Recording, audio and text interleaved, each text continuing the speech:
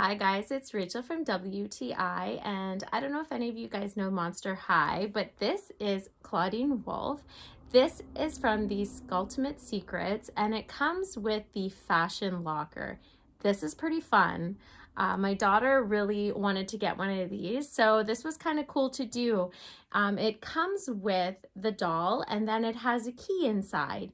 And then you put this in warm water and it's going to come off and reveal a colorful key. So every time you get this, you open up a locker, the next locker is going to have a key, and it's full of surprises.